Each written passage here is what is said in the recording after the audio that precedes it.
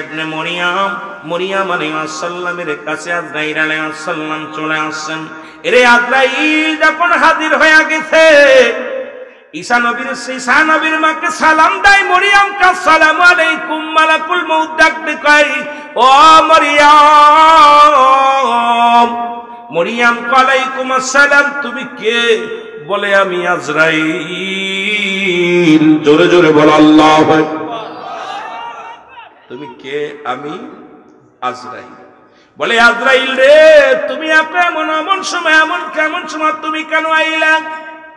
বলে মরিয়াম রে, তোমার জিন্দেগি শেষ, দুনিয়ার হায়াত শেষ, এখনই যেতে হবে। আমার রব্বে কারীম পাঠায়া দিছে, হুকুম হয়েছে আপনার মৃত্যু বরণ করতে হবে। মরিয়াম কয়, আজরাইল রে, আমার কলিজার টুকরা ঈসা নবী গেছে বাইরে, আমার কলিজার টুকরা যদি বাড়ি না আসে রে, আমাকে একটু সুযোগ দাও, আমি তার সনে করা কথা বলবো। আমার ঈসা নবী বাড়ি আসবে, তার সনে করা কথা বলতে চাই, একটু সুযোগ আমারে দাও। আজরাইল কয়, মরিয়াম কোনো সুযোগ হবে না, আমি এখনই রূহটা নিয়ে যাব। মরিয়াম আলাইহিস সালাম কয়, আজরাইল একটু সময় দাও। ওরে আমার ঈসা নবী বাড়ি আসবে রে, ঈসার লগে কথা বলবো, আমার কলিজার টুকরা সন্তান, একটু সুযোগ দাও, আমি একটু কথা বলার সুযোগ করে দাও। আজরাইল কয়, মরিয়াম রে, তুমি মরণকে তো ভয় পাও কেন? মরিয়াম কয়, তাহলে আমার রূহটা নিয়ে যাও। সঙ্গে সঙ্গে রূহ বাইর হয়ে গেল। আজরাইল আলাইহিস সালাম মরিয়াম আলাইহিস সালামকে যখন রূহটা নিয়ে গেলেন, দেহখানা জমিনের মধ্যে পড়ে আছে। ঈসা আলাইহিস সালাম বাজার থেকে এসে দেখে জনম দুঃখিনী মা শুয়ে আছে। ঈসা নবী মনে করছে মা ঘুমাইছে, মাকে ডিস্টার্ব করা যাবে না। আবার চিন্তা করে জনম দুঃখিনী মা বাড়ি আসলে তো পায়ের শব্দ শুনলে মা জেগে ডাকতে বলতো, বাবা আইসো। এখন মা যেহেতু বলল না, দেখি মার কি অবস্থা, দেখি মায়ের কাছে যায় ডাকতে বলে, মা মা আর দুনিয়ার মধ্যে নাই। ঈসা নবী একটা চিৎকার মেরে দিয়ে বলে, মালিক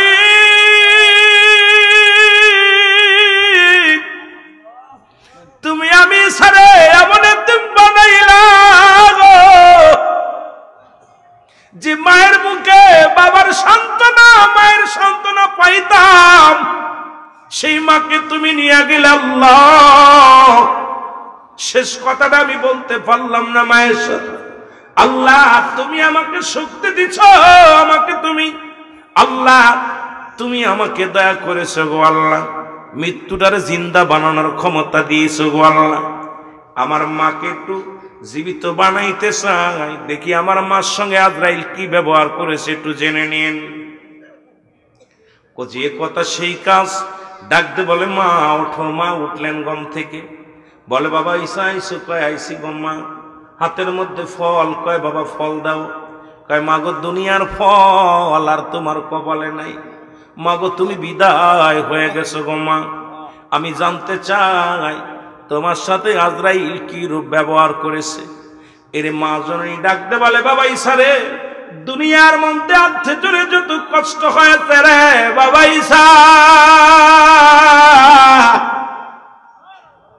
এর চাইতে হাজারো কষ্ট আমার মালাকুল মউত দিছে।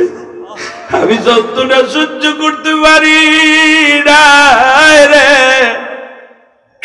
আমার মন বলে আমার দেহ থেকে, শরীর থেকে চামড়া ছিঁড়ে নিয়ে গেছে। ঈসা নবী ডাকতে বলে, আল্লাহ আমি একজন নবী, আমার মায়ের সঙ্গে তোমার আজরাইল কি রূপ ব্যবহার করছে গো। আল্লাহ বলে, আজরাইল জলদি যা, জানায় আয় আমার ঈসা নবীরে জানায়। আজরাইল জিবরিল আমিন আগমন করিয়া ডাকতে বলে, আসসালামু আলাইকুম আল্লাহর নবী গো। বলে, আগে বলো আজরাইল, আমার মায়ের রূহটা তুমি কেমনে বাইর করেছো? বলে, হুজুর আপনি জানেন আমি আজরাইল সবার জান কবজ করার জন্য দুনিয়ার মধ্যে আগমন করি না, একমাত্র ঈমানদার জান্নাতি মানুষের রূহ বাইর করার জন্য এই জমিনের মধ্যে আগমন করি গো। ওই কাফের বেঈমান না। উপর থেকে আমি এত বড় দানব, জমিনের মধ্যে থাকে আমার পা, আসমানে থাকে মাথা। আমি এত বড় দানব গণবী, আমার মাথার উপরে যদি সারা পৃথিবীর পানি ঢেলে দেয়া হয়, একটু পানি জমিনের মধ্যে গড়ায়া পড়বে না। আমি এত বড় দানব গণবী। ওদের কেমন ভাবে চিৎকার মারি ভয়ে, তাদের কলিজাটা বাইর হয়ে যায়। যে জায়গা দিয়ে বাইর হয় তাদের এত কষ্ট দিয়ে বেঈমান কাফেরদের জানতে আমি অনেক কষ্ট দিইনি। আপনার মায়ের রুটা নিচে শুধু আপনার মায়ের মাথার উপরে হাতখানা রেখেছিলাম। আমি আজরাইল আপনার মায়ের রুটা নিয়েছি। মায়ের বুকে দুধ খাইতে খাইতে সন্তান যেমনি ঘুমায় যায়, আপনার মায়ের রুটা ঠিক এমনি নিয়েছি। আর ঈসা নবীর মা ডাক দে বলে, বাবা ঈসা রে, এই মৃত্যু যদি এত কঠিন হয় রে বাবা, এত আরামের মৃত্যু যদি এত কষ্ট হয়, আজরাইল যাদের জানটা নেওয়ার সময় যারা পায়খানা প্রস্রাব করে দেয়, যাদের দুনিয়ার মধ্যে চোখ দুটি বড় বড় হয়ে যায়, জিহ্বা বাইর হয়ে যায়, এক টঙ্গ পড়ে যায়, তাদের মৃত্যুটা কত কঠিন হয়। আল্লাহ আল্লাহ জোরে জোরে চিল্লায়া বলা যাবে আল্লাহু আকবার। মহব্বতের সঙ্গে দুরূদ শরীফ পড়েন, আল্লাহুম্মা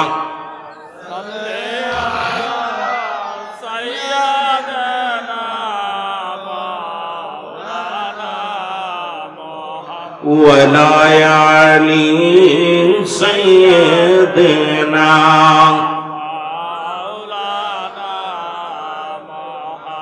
হয়নি কো হবে না গো এমন সজন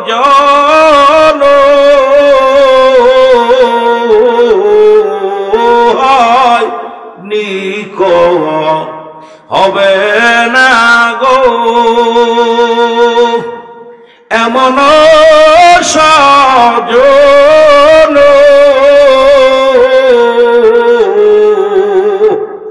সারা জীবন কাঁদলেন নবীজি পাপী উম্মতির জন্য। আল্লাহুম্মা সাল্লি আলা সাইয়্যিদিনা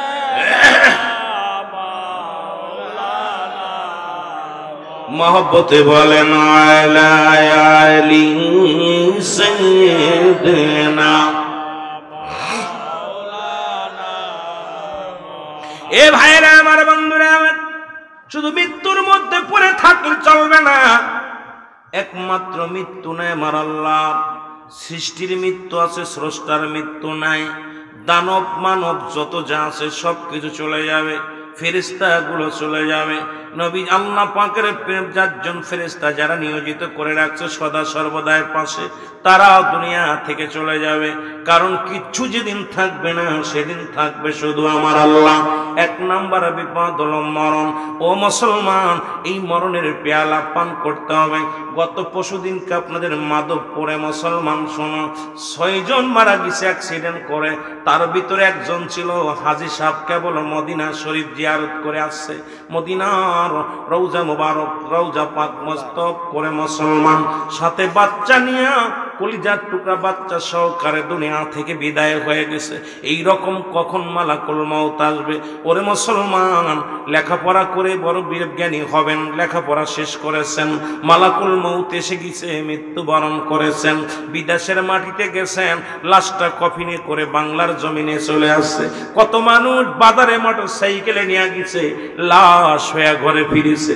কত মানুষ সিজদাগত অবস্থায় মারা যায়, কত মানুষ খাবার খাইতে যে মারা যায়, কত মানুষ গমের মধ্যে মারা যায়, কত মানুষ রাস্তাঘাটে মারা যায়।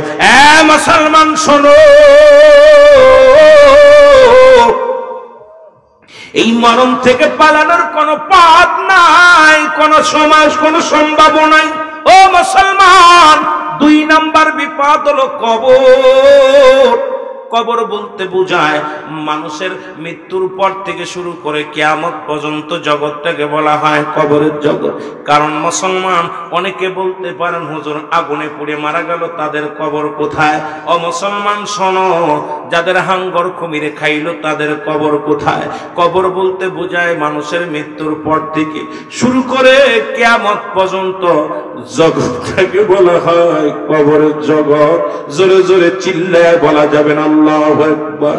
ওরে তুমি কেমন করে ঘুমাও মানুষ, তুমি কেমন করে ঘুমাও মানুষ, ফজর করে কাজা এমন তো হতে পারে জোহরে জানাজা, তোমার এমন তো হতে পারে জোহরে। এ মুসলমান, এক সময় তুমি ইন্তেকাল করেছো, পরবর্তী সময় তোমার জিন্দেগি কত সুন্দর দেখো। বলছে বাদান ওই জাটাগিরাম জনাব মোহাম্মদ ও মুসলমান রফিকুল ইসলাম সাহেব ইন্তেকাল করিয়াছে। ইন্না লিল্লাহি ওয়া ইন্না ইলাইহি রাজিউন। মরহুমের জানাজা সঙ্গে সঙ্গে মুসলমান শুনে না, একই মাইকের মধ্যে বলতে চমক রফিকুল ইসলাম মারা গেছে, নাম বললো রুহুল আমিন সিদ্দিকী মারা গেছে, পীর সাহেব কেবলা হুজুর মারা গেছে। আবার ওই মাইকের মধ্যে সেকেন্ডের মধ্যে বলে মরহুমের জানাজার নামাজ আগামীকাল জেটাগ্রাম স্কুল মাঠে কি হবে, অনুষ্ঠিত হইবে। আপনারা সবাই মরহুমের জানাজায় শরীক হওয়ার জন্য অনুরোধ করা যাই গেল। মুসলমান তার মানে আর বুঝতে বাকি নাই যে মুখ দিয়া নামটা বলছে দ্বিতীয়বার আর তোমার নাম নাই, নাম নিশানা নাই, মরহুম হয়ে গেছ। বলবে না রুহুল আমিনের লাশের জানাজা হবে, পীর সাহেব হুজুরের লাশের জানাজা হবে, বলে মরহুমের জানাজা, মরহুমার জানাজা। তার মানে আপনার জিন্দেগি এক সেকেন্ডের মধ্যেই পরিবর্তন। এত মস্তানি কিসের, এত বাহাদুরি কিসের, এত তাকাব্বুরি কিসের, এত অহংকার কিসের? মুসলমান, এই দুনিয়ার বালাখানা, দুনিয়ার সম্পদ, দুনিয়ার শক্তি, এ মুসলমান কতই বাটপারি করলা, কতই মস্তানি করলা, সব কিছু পড়ে থাকবে। তোমার জিন্দেগি শেষ বরবাদ, তোমার সব কিছু পড়ে থাকবে রে মুসলমান। তোমার জিন্দেগি সুন্দর করো, ওই কবরটা ভালো হবে। জোরে জোরে চিল্লায় বলো ঠিক কিনা? আমার ভাইয়েরা, আমার বন্ধুরা, আমার ওই কবরে যেদিন শোয়া দিবে সর্বপ্রথম একজন ফেরেশতা আসবে, নাম তার নুমান ফেরেশতা। আপনারা জানেন কবরে শোয়াইলে সবাই জানে মুনকার নেকির আসে। মুনকার নেকির আসার আগে আল্লাহ রাব্বুল আমিন আপনাকে আমাকে রূহ দিয়েছেন। এই রূহটা বাইর করে নিবে কে? বাইর করে নিবে আজরাইল আলাইহিস সালাম। দুজন ফেরেশতা নিয়োজিত আছেন মুসলমান। এই দুজন ফেরেশতা কেরামান কাতিবিন। আর ইন্তেকালের আগে চারজন ফেরেশতা আসবে। একজন আসিয়া তোমার পাশে দাঁড়ায় বলবে, বান্দা ও মাওলানা সাহেব, তোমাকে আল্লাহ শক্তি দিয়েছিল, 50 বছর হায়াত দিয়েছিল, এখন তোমার কেউ নাই, দেখো এত মস্তানি করলা, এখন পড়ে আসো, নিজের দেহখানা পড়ে আছে, তোমার কেউ নাই, তোমার আপন কেউ নাই, ওষুধ নাই, আমি বিদায়। আরে কত ভুল করেছো, আর উনি বিদায় হয়ে যাবে। আর একজন ফেরেশতা এসে বলবে, বান্দা যখন গোসল করবে ডাক দে, বল বান্দা দুনিয়ার বুকে কতই তাকাব্বুরি করেছিলে নিজে গোসল করতে, আজকে গোসল করার শক্তি তোমার নাই, আজকে মানুষ তোমারে গোসল করাইবে, শেষ গোসল, আমি বিদায়। এবার কাপড়ের মধ্যে যখন মোড়াবে, মোড়ানো পর বলবে, বান্দা এতদিন নিজের কাপড় নিজে তুমি পরেছো, এখন তোমার কাপড় পরানোর জন্য প্রতিবেশী সেলাই বিন কাপড় এসে গেছে, এই কাপড়ের মধ্যে তোরে মোড়াইবে, আমি বিদায়। যখন কাপড় কাঁধে নিয়ে যখন জানাজার জন্য রওনা হয়ে যাবে, ফেরেশতা ডাকতে বল, বান্দা তুমি এখন চলার শক্তি নাই, তুমি অন্যের কাঁধে ভর করে গোরস্থানের দিকে যাও। হায় রে বান্দা, দুনিয়ার মধ্যে তুমি কতই না মস্তানি করেছো, কতই না তাকাব্বুরি করেছো, তোমার বিদায়। ও মুসলমান শোনো, ওই কবরে শোয়ানোর পর একজন ফেরেশতা আসবে, নাম তার নোমান ফেরেশতা। ডাকতে বলবে মাওলানা সব ওঠো। বান্দা ওঠো। ওঠানোর পর মুসলমান নোমান ফেরেশতার হাতের মধ্যে থাকবে 2 টুকরা কাগজ। এক টুকরার মধ্যে থাকবে নেক আমল, আর একটার মধ্যে থাকবে বদ আমল। ডাকতে বলবে বান্দা ওঠো, এই নাও তুমি কাগজখানা নাও। প্রত্যেকটা বান্দার যার যার আমল নামা তার লেখা লাগবে। জোরে বলো আল্লাহু আকবার। এ মুসলমান, আমরা মনে করি কেরামন কাতিবিন লিখে রাখছে। না না, ওটা লিখে রাখছে, ওইটা আপনার কাছে পৌঁছায় দেওয়া হবে, ওইটা আপনার নিজ হাতে লেখা লাগবে মুসলমান। এবার ডাকতে বলবে এ ফেরেশতা, তুমি আমার কাগজটা হাতের মধ্যে দিয়া বলবে তুমি লেখো। বলবে আমি লিখবো কেমনে, আমার কাছে তো কলম নাই। বান্দা বলবে কলম নাই। ফেরেশতা বলবে বান্দা কলম তোমার শাহাদাত আঙ্গুল মোবারক। আমি মুসলমান শুনে নাও, প্রত্যেকটা বান্দা তার ডান হাতের শাহাদাত আঙ্গুল মোবারক দিয়ে কলম বানাবে, তার লেখা হবে। আমি তোদের পায়ে ধরে বলি, এই হাতের মধ্যে গাঁজা ধরিস না, এই হাতে সুদের টাকা নিস না, সুদের কারবার করিস না, ঘুষের কারবার করিস না। কারণ নবীজি বললেন, আমার নবী ডাকতে বলে আয়েশা রে, আমার আল্লাহ আমাকে জাহান্নাম দেখানো হলো, জান্নাত দেখানো হলো। ওই জাহান্নামের মধ্যে 2 শ্রেণীর মানুষ। পৃথিবীর সব চাইতে কষ্ট লাগলো ওই সুদখোরদের, ঘুষখোরদের। সুদখোর আর ঘুষখোর তাদেরকে, তারা একটা আগুনের নদীর মধ্যে সাঁতার কাটে, ফেরেশতারা তাদেরকে ছুঁড়ে ছুঁড়ে ফেলে দিচ্ছে। কোথায়? আগুনের নদীর মধ্যে। আবার তারা সাঁতরায় আগুনের নদী পার হইয়া কুলে যখন আসে, ফেরেশতা মালিক ফেরেশতার সৈন্যরা তারা আবার তাদেরকে ছুঁড়ে ছুঁড়ে জাহান্নামে ফেলানো হচ্ছে। আয়েশা রে, বড় কষ্ট। ওই যারা ঘুষখোর, যারা সুদখোর, এই সুদখোরের ভয়ানক আযাব হবে। ওই কঠিন মুসিবতের মধ্যে আগুনের নদীতে তারা সাঁতার কাটবে। এরে আমার দেশে এখন সুদখোরে ভরে গেছে। সুদখোর আর ঘুষখোর বাদ দিলে তো নাই। আরে সুদখোরের আসন, ঘুষখোরের আসন। ওই নদীর মধ্যে তোদের সাঁতার কাটাবে, ওই আগুনের নদীতে তোদের সাঁতার কাটা লাগবে। আল্লাহ আল্লাহ আল্লাহ, ওই গজব থেকে বাঁচাও, ওই গজব থেকে বাঁচাও। জোরে বল আল্লাহু আকবার। আমার নবী বলে 2 নম্বরে দেখলাম এক শ্রেণী মানুষের চারিদিকে মানুষ ঘিরে দাঁড়ায় আছে। নবীজি বললা পর আম্মা জান আয়েশা বলি, ইয়া রাসূলুল্লাহ, ইয়া হাবিবাল্লাহ, এরা কারা? নবী বললেন, যারা মানুষের সমালোচনা করত, যারা গীবতখোর। ওই গীবতখোরদের সামনে আসিয়া এক শ্রেণী আজকে দেখেন মানুষের সমালোচনা করে, গীবত করে। মুসলমান এখন আমার দেশে 90% বা প্রায় 99% মানুষই খালি গীবতখোর, না যাই না শুনে সমালোচনা করে।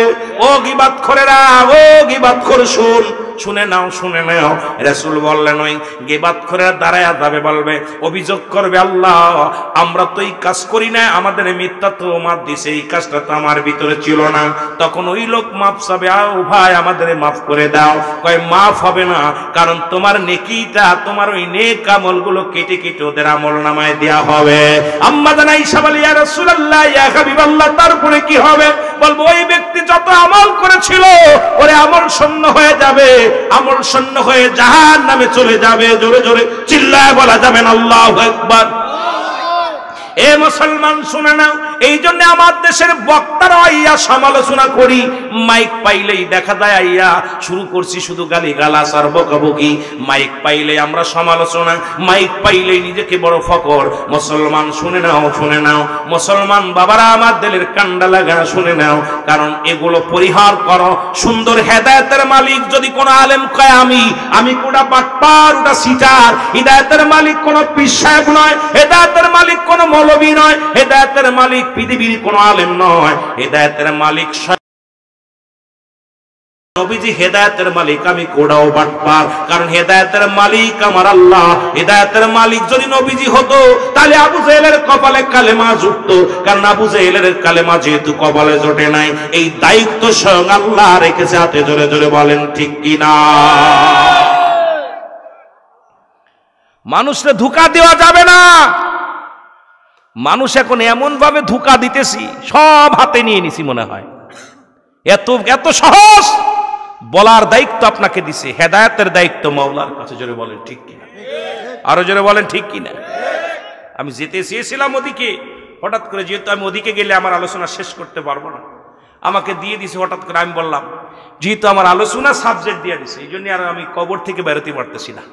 বেরোতে না পারলে আর কবরের কোনো আপলোড আলোচনা চলে না। কবরে কি হয়, মরেছে, মরার কোনো আপলোড ওয়াজ চলে, হয় মরিছে না ইন্তেকাল করছে, কথা কয় না কেন, এর ভিতরে থাকতে হইব।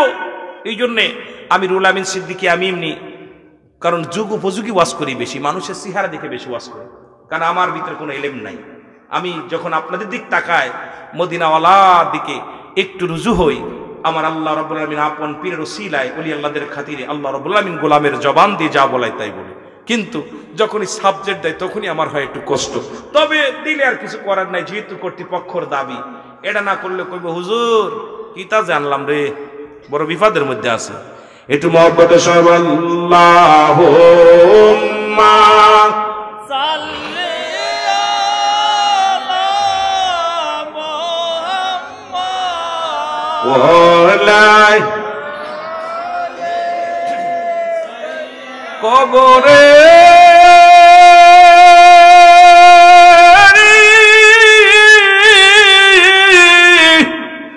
আজাব যদি মানুষ দেখিত,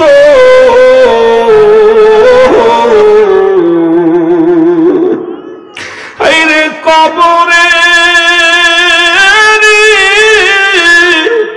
আজাব যদি মানুষ দেখিত,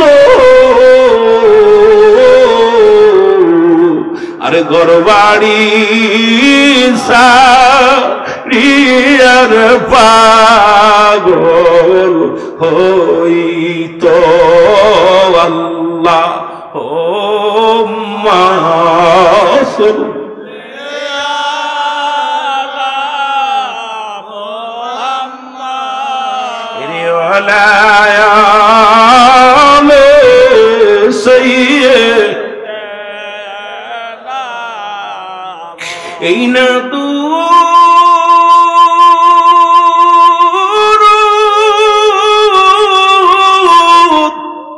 পড়ার পরে ফেরেশতা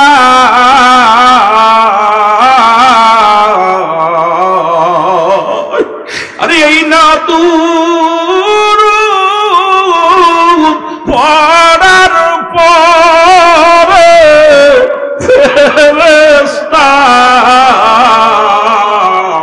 সাথে সাথে লইয়া যায় গো মদিনায়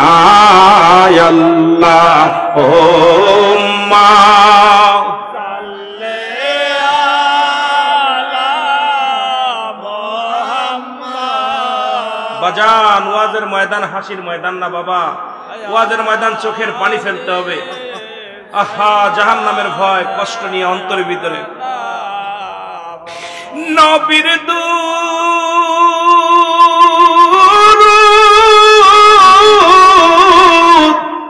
পড়ো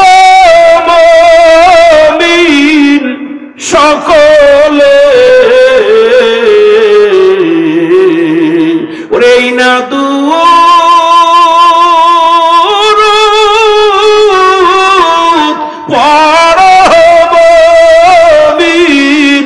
সকলে সাফায়াত করিবেন গো নবী হাসরে আল্লাহুম্মা সাল্লি আলা মুহাম্মাদ। আমি যখন 2004 সালে সিলেট জেলায় একটা মাহফিল জাফলংয়ের জমিনে আসলাম, তখন মরহুম ফুলতলি মাসলাদের যিনি মরহুম হুজুর, উনি এই দুরূদ যখন পড়তেছিল, আল্লাহর কসম আমার কলিজার ভিতরে এমন লাগছিল।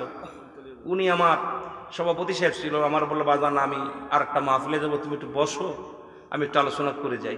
আমি হুজুর আপনি তো, আমি আখেরি মোনাজাত করতাম কিন্তু বাবা আমি চলে যাব। আমি হুজুর আমার বসায় রেখে 25 থেকে 30 মিনিট কথা বলেছিল। তো যখন এই দুরূদগুলো টান দিছিল, আমার কলিজার মধ্যে এমন লাগছিল, আমি এমন মানে কণ্ঠটা ভাঙ্গা ভাঙ্গা কণ্ঠে যখন রাসূলুল্লাহর ইশকে টান দিছে, আমার মনে হচ্ছিল আমার কলিজাটা ছিঁড়ে যাচ্ছে। রাসূল মনে হচ্ছে হাজির হয়ে গেছে। আমার মন বলেছিল দিন যেন মদিনাওয়ালা আমার সামনে হাজির হয়ে গেছে। আল্লাহু আকবার বলেন। কিন্তু মদিনাওয়ালার দুরুদের প্রতি এত পাগল ছিল। আমার ভাইরা, এই জন্য ওলি আল্লাহদের কাছে গেলে আল্লাহ পাওয়ার ঠিকানা পাওয়া যায়, রাসূল পাওয়ার ঠিকানা পাওয়া যায়। কামিল পীরের কাছে গেলে জোরে বলেন মারহাবা। মহব্বতের সঙ্গে দুরূদ শরীফ পড়েন আল্লাহুম্মা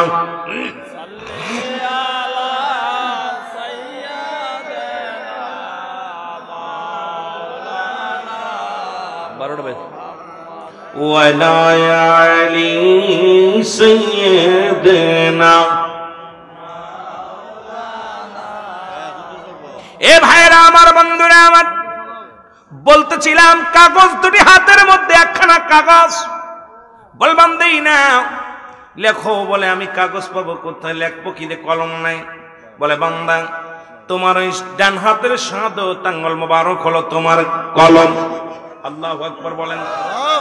আপনাদের কাছে অনুরোধ করি যে আঙ্গুল দিয়ে ইশারা দিয়ে রাহমাতাল লিল আলামিন চন্দ্রকে দিয়ে খণ্ডিত করেছিল, এই আঙ্গুলের উম্মতি মুহাম্মাদির আঙ্গুলটা বড় দাম, বড় মর্যাদা।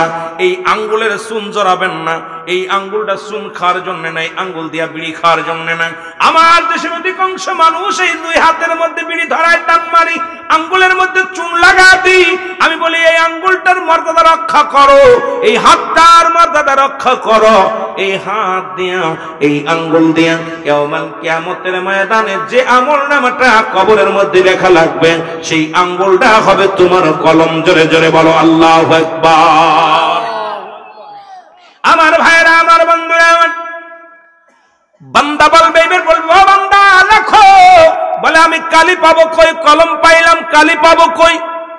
বলে কালি, ও বান্দা কালি হলো তোমার মুখের থুতু মুবারক। জোরে বলা যাবে না আল্লাহু আকবার। কি মুবারক? থুতু মুবারক। সুতরাং দুটি পায়ে ধরে বলে যায় মুখটা পবিত্র রাখবেন। যারা মদ খান, গাঁজা খান, যারা ইয়াবা খান, আমি আপনাদের ছোট ভাই হিসেবে পায়ে ধরে বলে যাই। কারণ মায়ের পেটে যখন ছিলেন আমার আল্লাহ রব্বুল আলামিন আপনার মায়ের ওই গর্ভের মধ্যে থাকাকালীনই নাবির সঙ্গে খানাটা যোগাযোগ করায়া দিছে। কেমন ভাবে?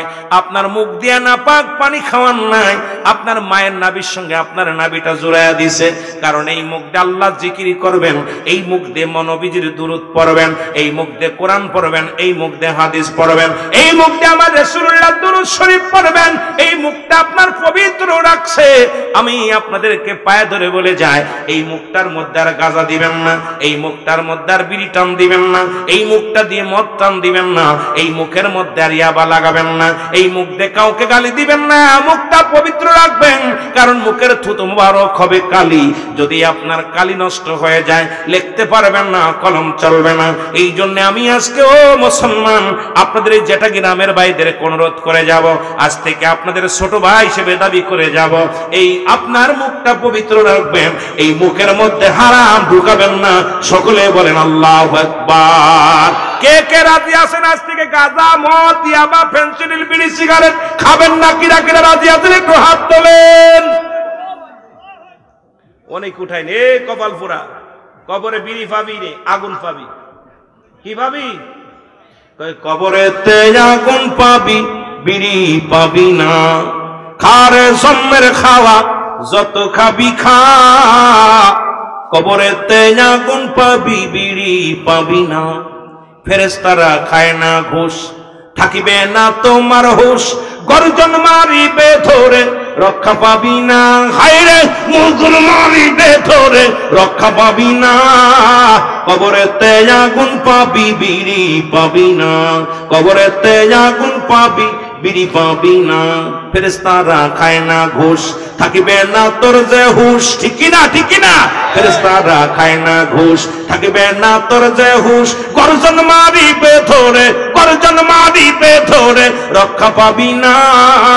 কবরেতে আগুন পাবি, বিড়ি পাবি না। জোরে বলেন ঠিক। অনেকে কষ্ট পাইতে হুজুর কিতা কয়, কত বুঝেনি। আব্বারে মুখটা পবিত্র রাখ। আমার দেশে অনেক পীর সাহেব বিড়ি টানে, রাগ করেন না? আছে না বাবা? আছে না? রাগ করেন?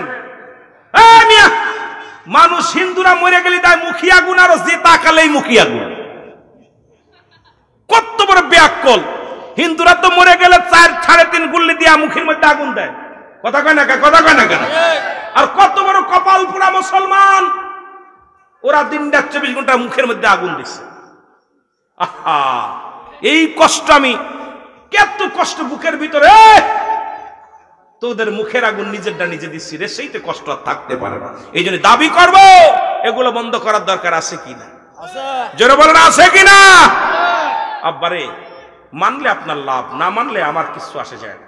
আপনার দেহটার আপনি ক্ষতি করবেন, আপনি জাহান্নামে যাবেন, আপনি কষ্ট পাবেন। আমি ইমানই দায়িত্ব, আপনি মুসলমান হিসেবে আপনাদের বলার দায়িত্ব, ইমানের দায়িত্ব আমার আল্লাহ। আপনাদের ইমান দেখবেন, যার মন চাইবো সে ছাড়বেন, যার দরকার খাবেন, আমি বারণ করবো না। দুঃখজনক লাগে যে আল্লাহ রাব্বুল আলামিন আমাদেরকে পবিত্র মুখটা যেন পবিত্র রাখতে পারি। জোরে বলুন আমিন। বান্দা বলবে আমি কালি পাইলাম, কাগজ পাইব কই? কাগজ তো পাইলাম না। 3 টুকরা কাপড়ের কাপড় দেয়া হয়, এই 1 টুকরা কাপড়ের কাপড় খুলে নিয়ে বলবে বান্দাই নাও, তুমি লেখো বান্দা লেখো। কাপড়ের কাপড়গুলো খুলে নিয়ে বান্দা মিনিটের ভিতরে, সেকেন্ডের ভিতরে লেখা হয়ে যাবে, কম্পিউটারের মতো লেখা হয়ে যাবে। এবার হাত থেকে বান্দার ছিনিয়ে নেবে, আবার আর একটা কাপড়ের কাপড় খুলে নিবে, ডাকতে বলবে বান্দাই নাও, বান্দা তুমি লেখো। হাতের ভিতরে 80 বছর 50 বছরের জিন্দেগি দিব, আর একটা আমলনামা দিব। এ দেখবে কোথায় কোন নারী নিয়ে গল্প করেছিলে, কোথায় বেগানা নারী নিয়ে গল্প করেছিলে, কোথায় শালীর লগে, কোথায় বান্ধবী নিয়ে, কোথায় বিড়ি সিগারেট খাইলা, কোথায় গাঁজা খাইলা, কোথায় মদ খাইলা, কোথায় নামাজ ফাঁকি দিলা, পরে নিন্দা করলা, কত অন্যায় করলাম, সবের মধ্যে লেখা থাকবে মুসলমান। ডাকতে বলবে বান্দা, ডাকতে বলবে আল্লাহর ফেরেশতা রে, আমি এগুলো করি না, আমি এগুলো করি না, আমারে তুমি মাফ করে দাও, আমারে তুমি মাফ করে দাও, আমি অন্যায় এগুলো একটাও করি নাই। কম্পিউটারের মতো টানতে বাইর করবে ক্যামেরা গুলো, কত মিনিট, কত সেকেন্ড, কোন বছর, কোন তারিখ তুমি অন্যায় করেছিলে, নামাজ ফাঁকি দিয়ে চলে গেছিলাম,